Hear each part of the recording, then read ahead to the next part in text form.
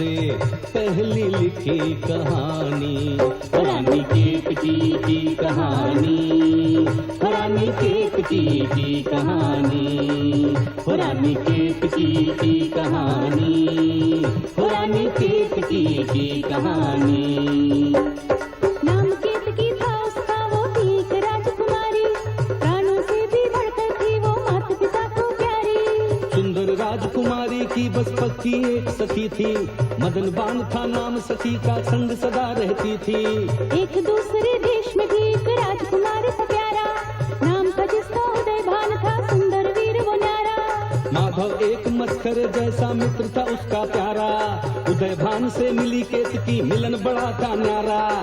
एक दूजे के होने की दोनों ने मन में ठानी रे, आज सुनो हिंदी की सबसे पहली लिखी कहानी, रानी केतकी की कहानी, रानी केतकी की कहानी, रानी केतकी की कहानी, रानी केतकी की कहानी, रानी केतकी की कहानी, रानी केतकी की कहानी, रानी केतकी की कहानी, रानी केतकी की कहानी।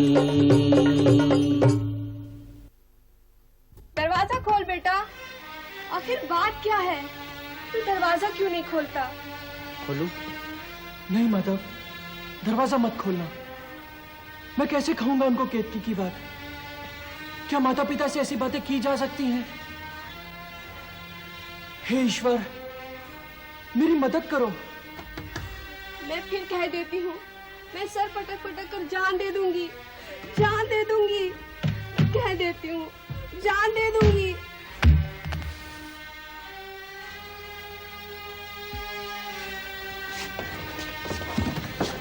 माँ, ये क्या हो गया माँ? ये क्या हो गया माँ? माँ! कुंवर जी, अब क्या होगा? महाराज आएंगे तब क्या होगा? माधव, तुम जाओ, जल्दी जाकर वैद्य जी को बुला ला और कहना कि रानी माँ बेहोश हो गई हैं। जल्दी आ जावे, तुम उन्हें साथ ही ले आना। अच्छा, मैं जाता हूँ। नहीं माधव, वैद्य जी को बुलाने की जरूरत नहीं है, मेरा जी अब ठीक है। मेरा राजा बेटा, तुमने क्या हाल बना रखा है। अब तुम जाओ।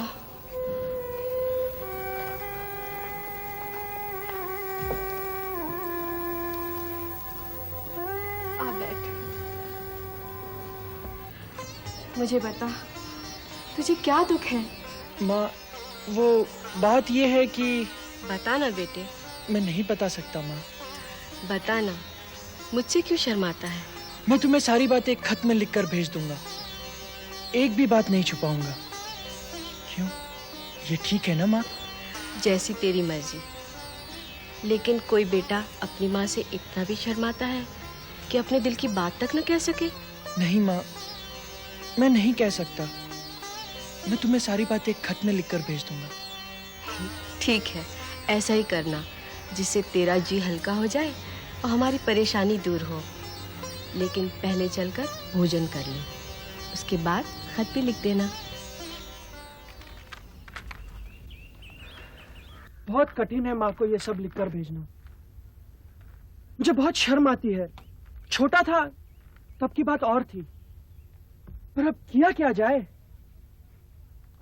यूं बैठे बैठे बेवकूफ की तरह आसमान को क्या घूरे जा रहा है? कुछ करना। करने को क्या है? आप जो करके आए, क्या वो कम है? सारा महल तबाह हो रहा है, ना महाराज को चैन, ना महारानी को, और एक आप हैं तो सीधे मुंह कुछ भी नहीं कहते। क्या कहूं?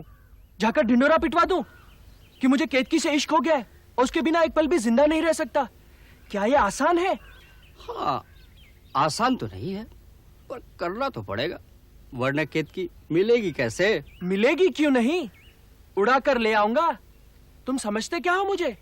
देखो कुंवर जी, जो काम हमसे नहीं होता उसमें बुजुर्गों की सलाह ले ही लेना चाहिए। तो क्या करूं? अभी जाकर महाराज से सब कुछ बता दूं कि वो फौज लेकर जाए और केतकी को उठा लाए? नहीं नहीं, इसकी नौबत नहीं आएगी। महाराज कोई ना कोई उपाय निकाल लेंगे। आप तो सीधे सीधे शब्दों में मन की व्यथा लिखकर मुझे दे दीजिए, वो खत मैं महारानी तक पहुंचा दूंगा। पूज्य माँ, मैं अपने दिल की लगी लिखकर भेज रहा हूँ, पर मेरे इस लिखे खत को मैंने लिखा है ऐसा नहीं कहना, नहीं तो मैं लजियाऊंगा। जब आपने मुझे हैरान परेशान देखा और टटोला, तब लाज छोड़ के हाथ जोड़ के। जा माधव, उदय का पूरा ख्याल रखना। जी रानी माँ। क्यों माधव, कैसा है कुंवर? कुछ खाया पिया कि नहीं? अब ठीक है महाराज। पधारिए महाराज, आप बड़े अच्छे मौके पर आए। कोई खास बात? खास बात तो नहीं, लेकिन चिंताजनक जरूर है। चिंताजनक? बताती हूँ, आप विराजिए तो।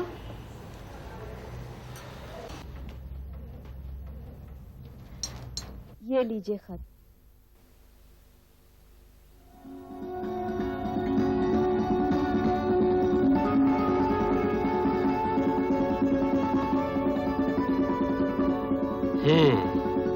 तो ये बात है।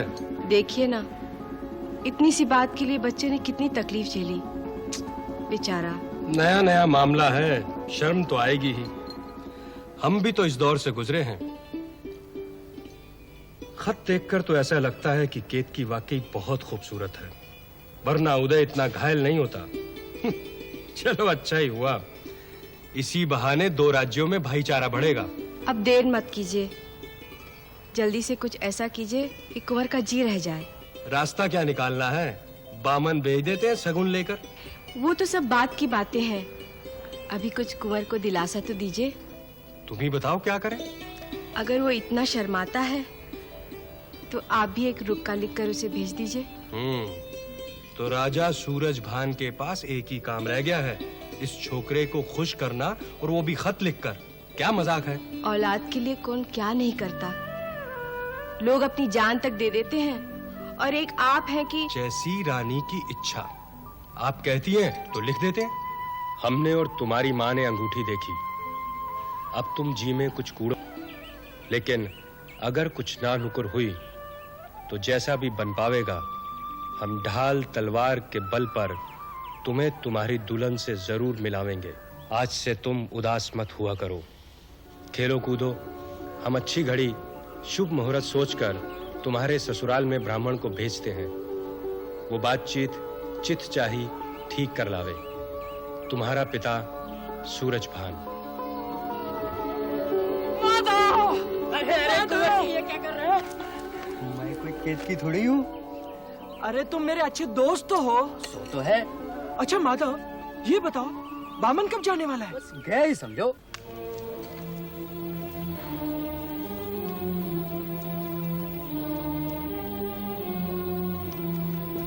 महाराज की जय हो। क्या खबर लाए हो महामंत्री जी? महाराज, उस नौजवान का पता मिल गया है। बहुत अच्छा। कौन है वो? महाराज, वह हमारे पड़ोसी राज्य रतनगढ़ के राजा सूरजभान का बेटा उदयवान था। क्या रतनगढ़ जैसी रियासत का राजा होकर इस तरह की हरकत करवाता है वो अपने बेटे से? महामंत्री जी, और क्या खबर है, जरा विस्तार से कहो। महाराज, अभयदान दे तो अर्ज करूं? दिया, अब बोलो। सिपाहियों ने ऐसा बताया है कि वो स्त्री आपकी सुपुत्री राजकुमारी केतकी थी। जरा सोच कर बोलो, वरना जुबान खींच ली जाएगी। सिपाहियों के इत्तला के मुताबिक सच्चाई यही है महाराज। तो वो नौजवान क्या राजकुमारी को भगा ले जाने आया था? हो सकता है महाराज कि वो जासूसी करने आया हो, कुछ कहा नहीं जा सकता। मुझे शर्म आती है तुम लोगों पर। इतना सब कुछ हो गया और मुझे आज पता चल रहा है। क्षमा करें महाराज। सुनो, चौकसी बढ़ा दो और चारों दिशाओं में सबको खबरदार कर दो। जो आज्ञा महाराज।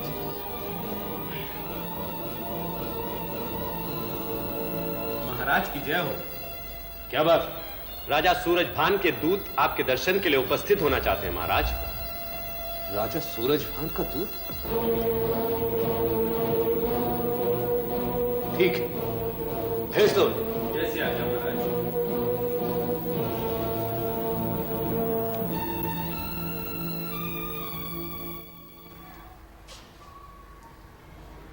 महाराज जगत प्रकाश की जय हो।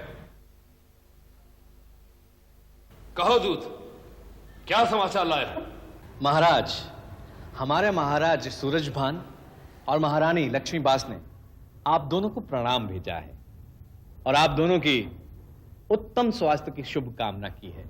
उन्हें भी हमारा और महारानी का प्रणाम कहना। और क्या समाचार? समाचार यह है महाराज कि हमारे राजकुमार उदयभान भटकते भटकते आपकी पुत्री राजकुमारी की वाटिका में जा पहुंचे। राजकुमारी से भेंट होते ही उन्हें वो अपना दिल दे बैठे। अब वो उनके बिना उदास और बेचैन है। महाराज, उन्हें परस्पर प्रेम हो गया है। तो उन्हें सीधे हमारे पास आना चाहिए था, इस तरह चोरों की तरह बाग में, और वो भी केतकी के। महाराज, भटके हुए मनुष्य को दिशा का कहां ज्ञान रहता है। युवराज को तो ये पता भी नहीं था कि वो कहां पहुंचे हैं। 4 लोगों से पूछा भी जा सकता था दूत। एक तो चोरों की तरह आना, दूसरे केतकी को दिल देना, कितना अजीब लगता है। कौन मानेगा इसे? बात तो आश्चर्य की है महाराज, पर ईश्वर की इच्छा के आगे किसकी चलती है। उदयभान की गलती को तुम ईश्वर की मर्जी बोल रहे हो? आपका क्रोधित होना बिल्कुल ठीक है महाराज। अगर आप क्षमा करें तो एक विनती करूं। कहो, क्या बात है? हमारे महाराज ने संदेशा भेजा है कि अगर आपकी इच्छा हो तो दोनों राजा समधी बन सकते हैं। क्या कहा? समधी? जरा सवाल संभाल के बात करो दूत। ये राजा जगत प्रकाश का दरबार है, कोई मंडी नहीं। क्षमा करें महाराज, हमारे महाराज और महारानी दोनों की यही प्रबल इच्छा है, और सबसे बड़ी बात तो यह है कि दोनों बच्चों के मन मिल चुके हैं। इसलिए हमें उनकी खुशी के लिए सवाल को लगाम दो दूत। ये कभी नहीं हो सकता। जरा अपनी औकात तो देखो। औकात की क्या बात करते हैं महाराज? हमारे महाराज किसी से कम नहीं है। हम तुम्हारे राज के बारे में कुछ सुनना नहीं चाहते, हमें सब मालूम है। क्रोध शांत हो महाराज, आपसे क्या छुपा है? आपकी कीर्ति कौन नहीं जानता। तो फिर ये गुस्ताखी क्यों? गुस्ताखी की बात नहीं है महाराज, मैं तो विनती कर रहा हूं। अगर राजकुमार और राजकुमारी के संबंध हो जाएं, तो दोनों राज्य मिलके पूरे प्रदेश में डंका बजाएंगे। चारों तरफ खुशहाली ही खुशहाली होगी, प्रजा सुख शांति से रहेगी महाराज। दूत, कान खोलकर सुन लो, यह ब्याह कभी नहीं हो सकता। हमारे और सूरजभान के खानदान में जमीन आसमान का फर्क है। कह दो जाके अपने राजा से। कह तो दूंगा महाराज, पर एक बार फिर सोच लें, कहीं पछताना ना पड़ जाए। दूत, अगर तुम दूत ना होते तो इस गुस्ताखी के लिए तुम्हारी जुबान खींच ली जाती। कहना बहुत आसान है महाराज। तुम्हारी ये मजाल। सिपाहियों, गिरफ्तार कर लो इस गुस्ताख को।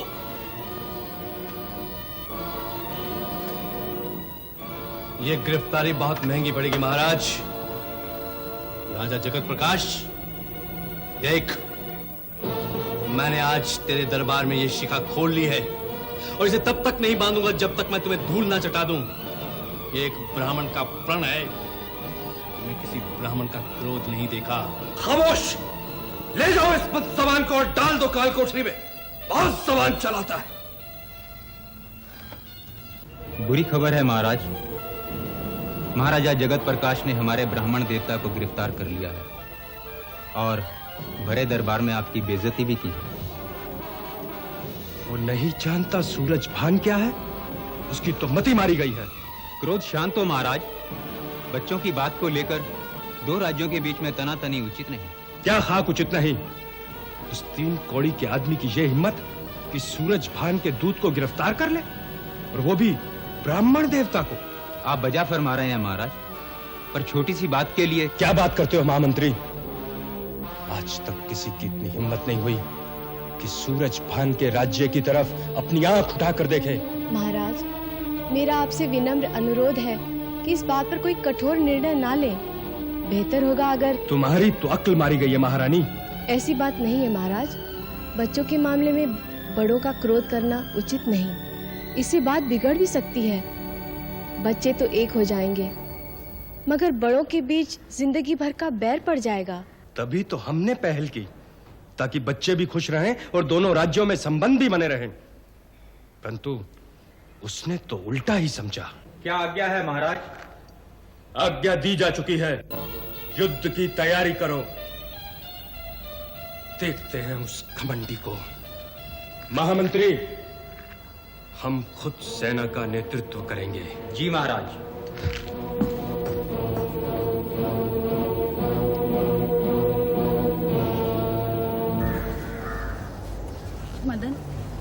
जो हुआ वो अच्छा नहीं हुआ।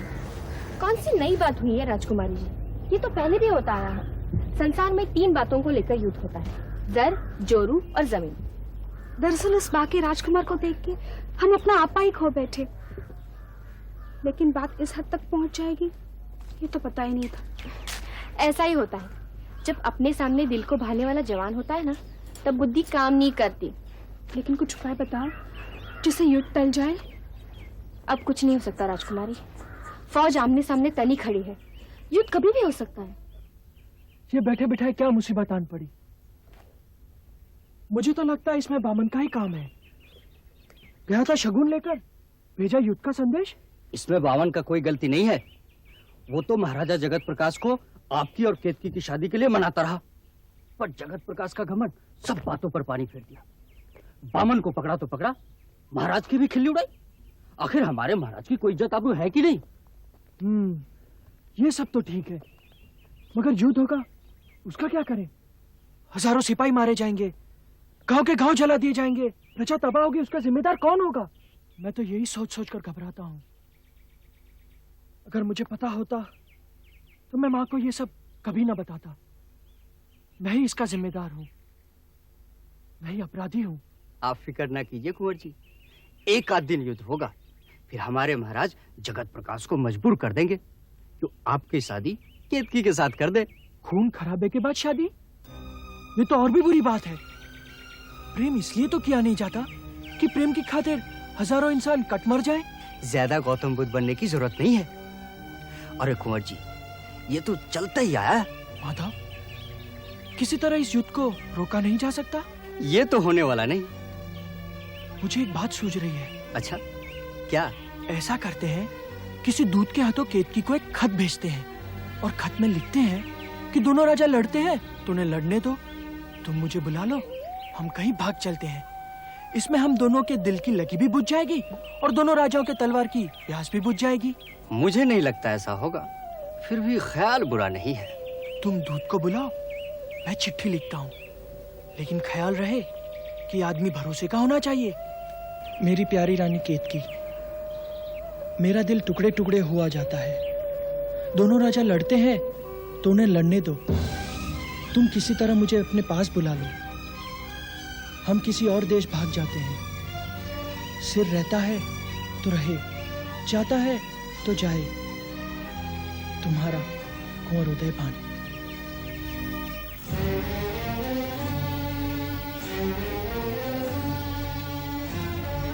मदन बाम, जी राजकुमारी। एक भरोसेमंद दूत को बुलाओ, हमें खत भेजना है।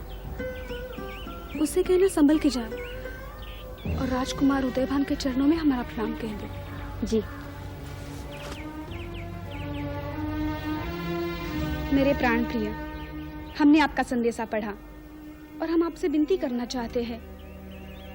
मेरे जी के गाहक, अगर आप हमारी बोटी बोटी करके चील कौवों को दे डाले तो भी हमारे आंखों को राहत और जी को ठंडक मिलेगी। पर ये भाग जाने वाली बात हमें बिल्कुल अच्छी नहीं लगती, क्योंकि इससे बाप दादे का नाम खराब होता है। और जब तक हमारे माँ बाप जिंदा है तब तक एक जान तो क्या 100 करोड़ जाने जाती है तो कोई बात नहीं, पर ये भाग जाने वाली बात हमें बिल्कुल नहीं रुचती, क्योंकि इससे माँ बाप के नाम को बट्टा लगता है। आपकी प्यारी केतकी। माधव, सब कुछ गड़बड़ हो गया। राजकुमारी ने हमारी योजना पर पानी फेर दिया। ऐसा क्या हो गया कुंवर जी? राजकुमारी ने लिखा है कि वो अपने माता पिता के सिर पर कलंक लगाना नहीं चाहती। अच्छा किया, अच्छे खानदान के बच्चे ऐसे ही करते हैं। मैंने तो आपसे पहले ही कहा था। अब तो युद्ध से बचने का कोई रास्ता ही नहीं बचा। महाराज तो युद्ध का आदेश दे ही चुके हैं। आप आदेश की बात कर रहे हैं?